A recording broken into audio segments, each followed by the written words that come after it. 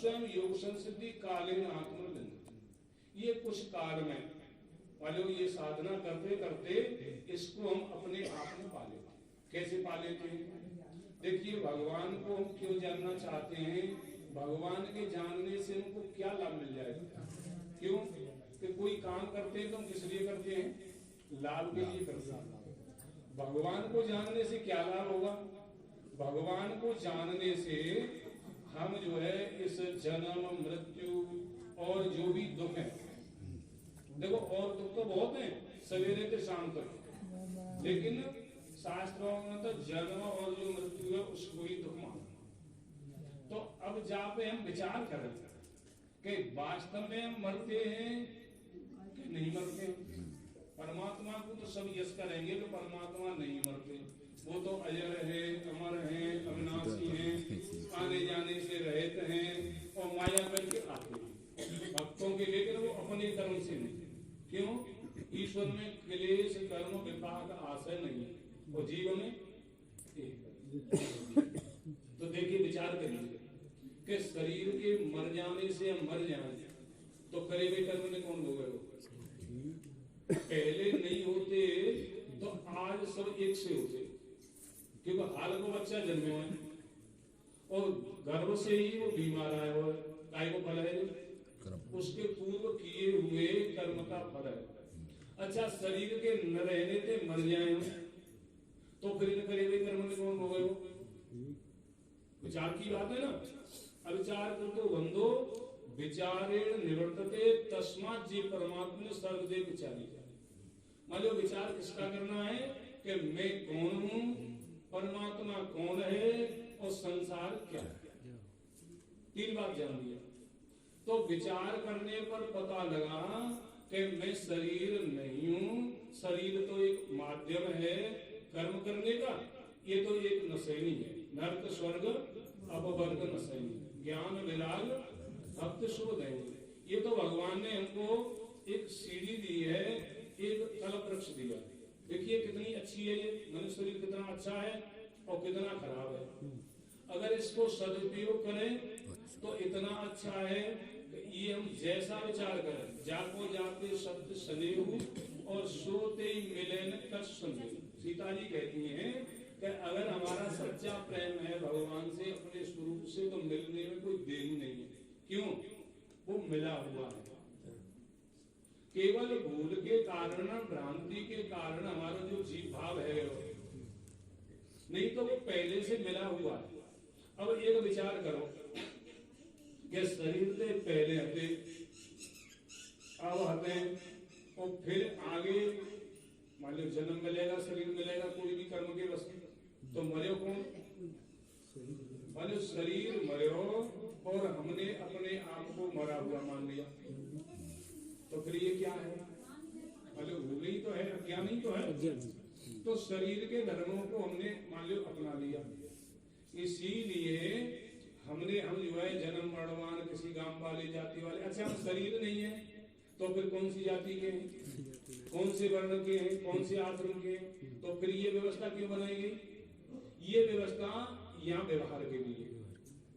भाई जाति गोत्र वर्ण आश्रम होते हैं व्यवहार को चलाने के लिए, और आत्मा का न कोई वर्ण होता है, न कोई जाति होती है, न उसमें कालापन होता है, न पीलापन होता है, न वो लंबा होता है, न वो ठेंगना होता है।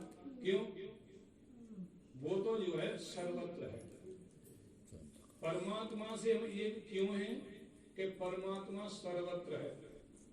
एक बार क्या हुआ, सभी जो है देवी देवता एक सूते रहे, जब असुर बढ़ गए और अवसर पाए वचन अस कहे।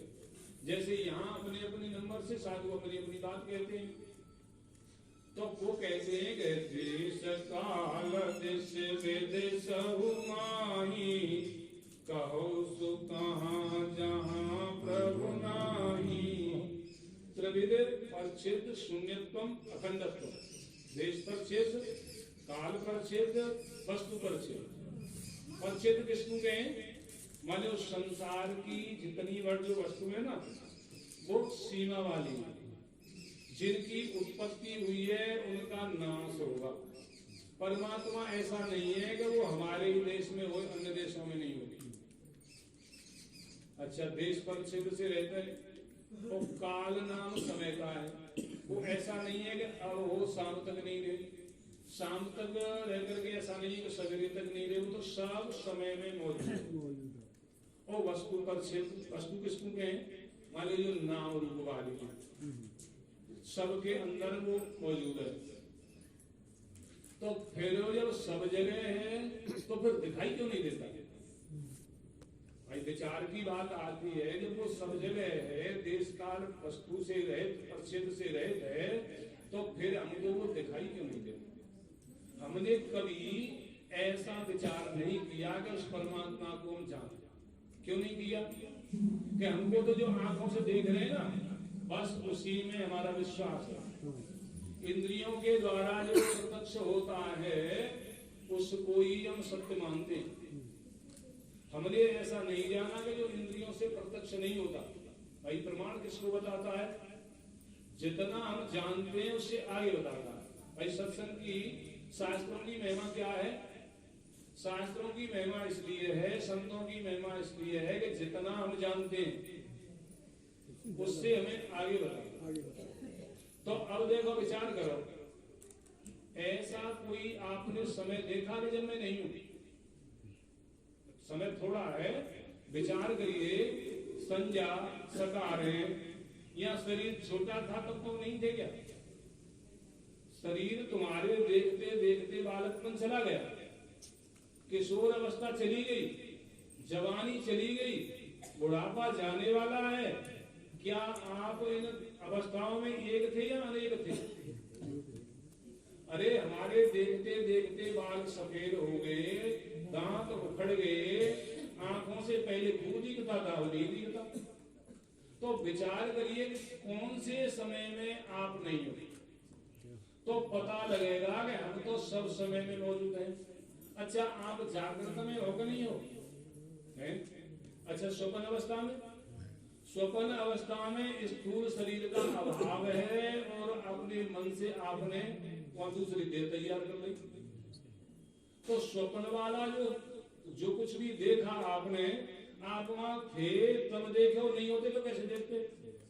तो आप लोग जागृत में थे, स्वप्न में थे और सुसुप्ति में दोनों देह नहीं है, केवल वहां अज्ञान है। उस अज्ञान का भी आपके भी आप साक्षी हो, तो फिर मर जाओगे। अच्छा, जब तुम सब समय में हो तो सत हो या असत हो? भाई सत की क्या पहचान है? कि त्रिकाल अवादित्यम सत्यत्वम। मान लो तिलवड़ जगह जाके खाली नहीं हो, सब समय में रहे, और ऐसा वो सत होता है। तो तुम जागृत में हो, स्वप्न में हो, सुसुप्ति में हो, सब समय में मौजूद हो तो सत हो। अच्छा, और परमात्मा कैसे हैं? अच्छा, ये किससे जाना हमने? ये हमने किसके द्वारा जाना कि मैं सब समय में मौजूद हूं?